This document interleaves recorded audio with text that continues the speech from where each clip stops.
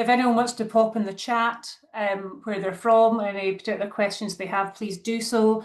I am running the webinar myself, so I'm going to try and look at the chat and do the webinar. If we don't get the time to cover off everyone's questions, I'll make sure that include them in the follow-up cheat sheet and takeaway that I'm sending out along with this, sending it out tomorrow after the webinar is finished. So a very quick bit about me. I think everyone joining actually knows me, so I won't dwell too much on this. I'm a fellow of the Chartered Institute of Marketing. I've been working in journalism, PR and comms for over 25 years. And over the last 18 months to 2 years, I've been getting heavily involved in AI, looking at how it can support the work that marketers and comms people do. And earlier on this year, I became a certified AI trainer. So today, as I've said, I'm managing the Zoom, and I've already had the Wi-Fi went down about an hour ago. So it's hopefully that's not a sign of things to come. So we'll work through it, but whatever happens, you're going to leave this half-hour session with something useful that you can put into practice straight away and start saving some time in your day-to-day work. Okay, so what we're going to do, we've got half an hour to build a research co-pilot. You talk about how you might prompt NotebookLM and apply a simple safety checklist, and we'll create a bit of a template that you can reuse for yourself and save a bit of time. My approach is practical, it's not theoretical, it's hands-on. We're going to actually be getting in and going through the nuts and bolts of how to use NotebookLM. As I say, I want you to be using it straight away. I have this theory about AI and how it can help marketers and comms people. I think if we take the parts of our job that are repetitive and a bit mundane and try and get AI to take as much of that stuff off our plates as possible, then that frees us up to spend more time on the valuable stuff that most of us really enjoy. So strategy, client relationships, that type of thing, and creativity, the things that got us into working in this kind of creative space in the first place. Okay. So I'm going to launch a quick poll. I'm just really keen to see from the room what your understanding of, I'm just going to do it from down here, what your knowledge of NotebookLM is. So if you can, if you're able to answer the poll, perfect.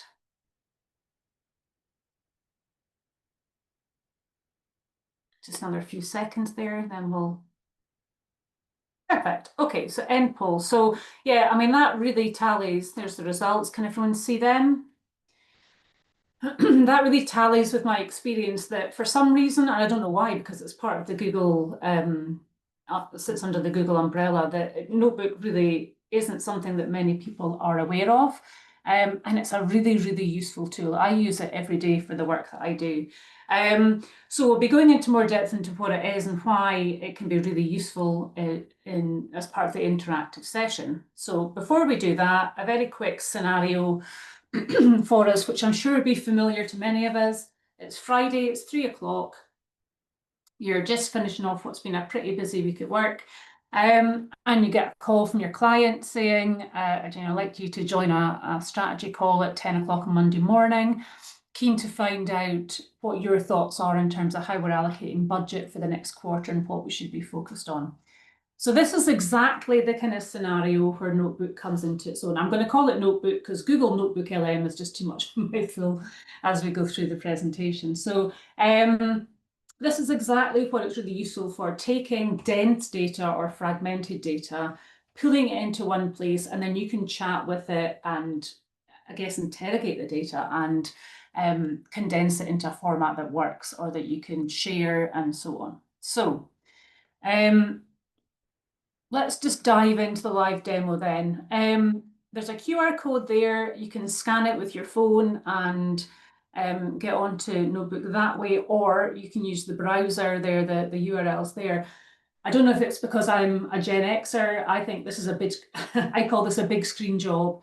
For me, it's really important to be able to see the whole functionality. So I do it on a desktop or laptop, but you can you can see what works for you. Okay, so 2 seconds. I'm just going to share the screen again. Oh, hang on, I've got a chat there.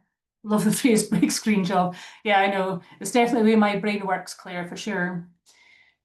Okay, can everyone see this? Right, so a quick explanation then in terms of what Google Notebook, what Notebook is and why it differs from LLMs.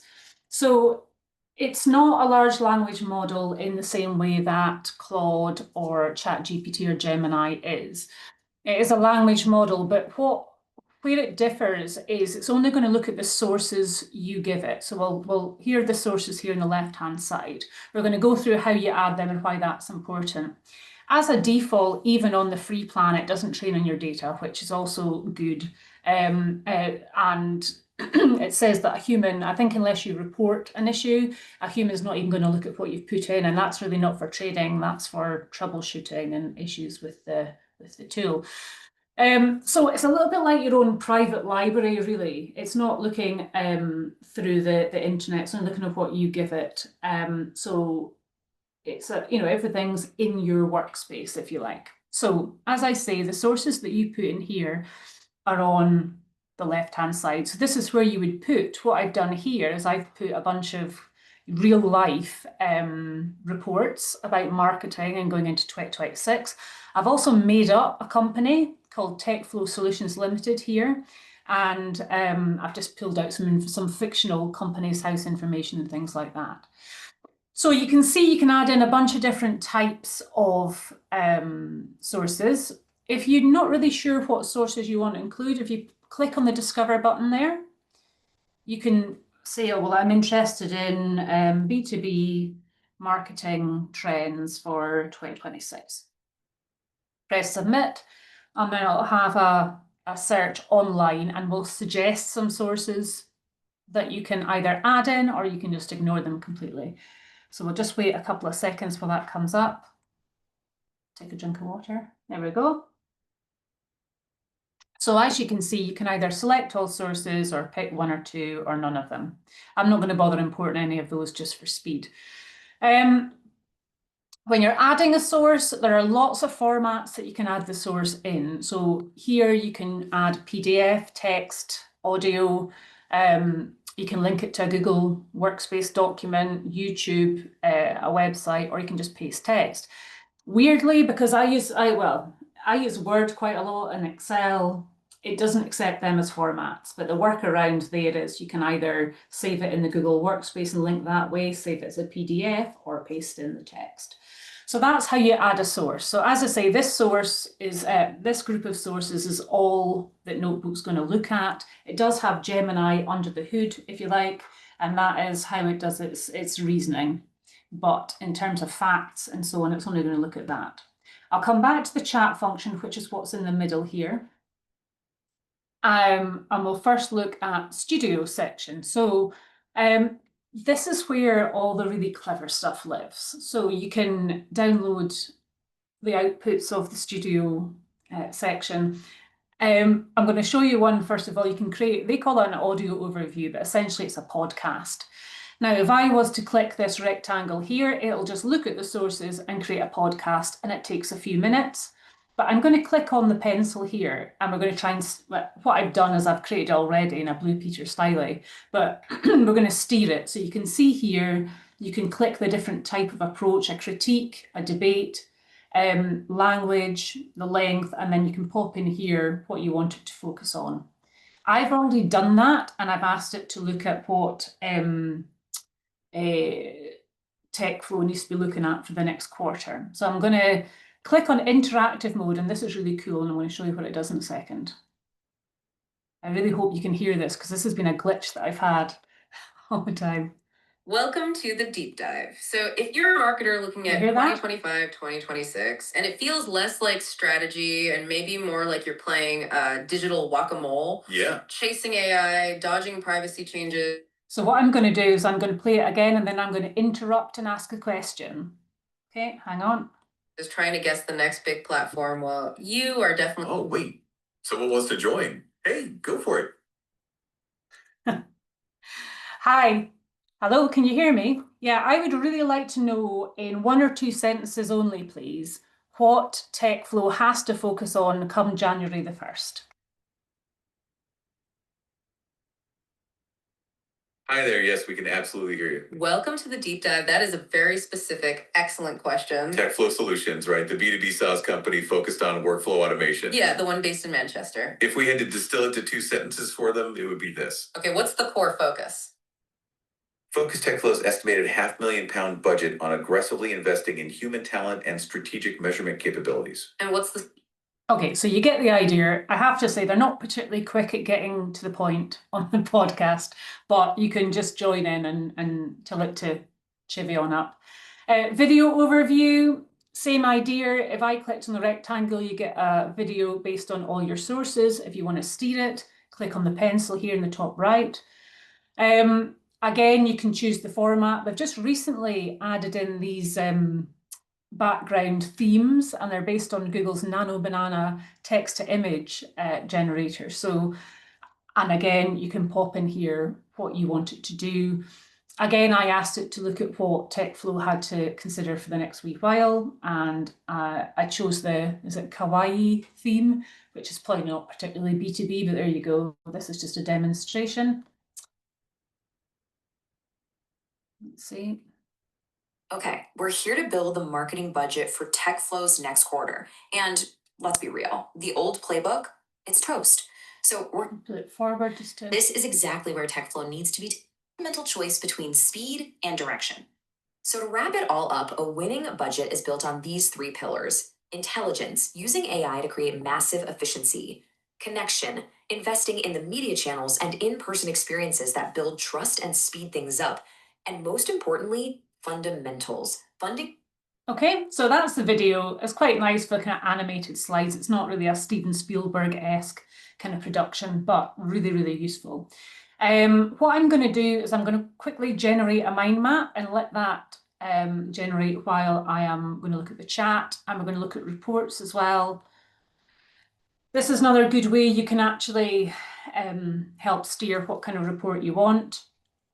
So I think we'll maybe just go for let's go for a strategic plan. Let's click on the pencil. Create a comprehensive strategic plan. I think I'm going to say, please use plain English and UK English throughout. Okay, and then generate. It'll take a few minutes. You just see it coming up there on the right-hand side. Perfect.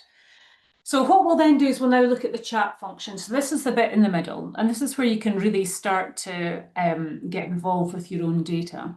You don't need to prompt it in the same way that you would prompt an LLM, because it's only looking at the sources. It's not navigating the entire internet. So I have a short framework for this, AIM. So A is audience, I is the inquiry, and M is the mode.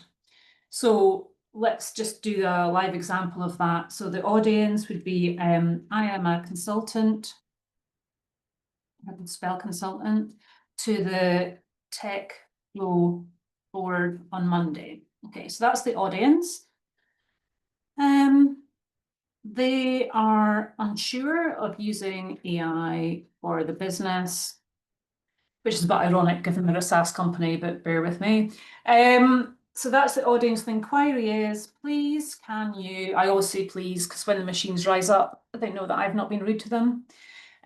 Please, can you produce a short explanation of what they need to consider for pivoting the business in pivoting. Gone all corporate. Pivot the business in question in Q1. Please give rationale for your recommendations. Okay, and then you just press generate. So it'll just take a second. And you can, while that's doing that, I'll show you this quickly. You can configure here so you can have shorter or longer default answers. I always have it shorter, and even then it's still, as I say, it's a bit verbose. And you can, customize how you want to receive the information there. Okay, so here we go. AI strategy pivot. It's done the table, it's done sources. All of these numbers here are the sources. And this is what's great, is that you can immediately see, okay, that's 8. What's that? Well, that's a CIM report. So that's going to be a trusted source, isn't it? So it will tell you exactly where it's got the information from. So actually, do you know what? It's not done it in UK English, unfortunately. There's a Z in there, a Z in there. So thanks.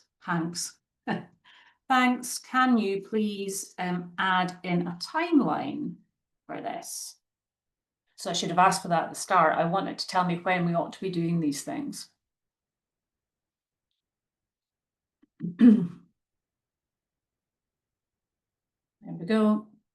So month 1. So it's popped it into months. So you can see where, so if you just steer it in the right direction. Now, what I will say is if you like the answers here, you need to save it to notes. So press that and it will generate on the right-hand side.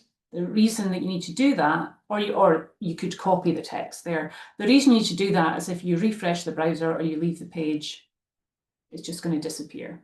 So it doesn't live, it doesn't stay here, it isn't remembered. You need to pop it there. Okay, so we're still waiting for our sources. Are there any questions? If you pop in the chat, because that's what I'm looking at down here, any questions you want me to pop in to the chat function for Notebook to take a look at in terms of the sources?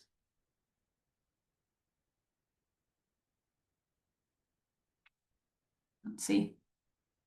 Nobody. Right, I'll make another one up. Say, please, for the TechFlow board, can you give me 3 suggestions of how to reallocate budget in January and why? Please express as a bulleted list. Okay.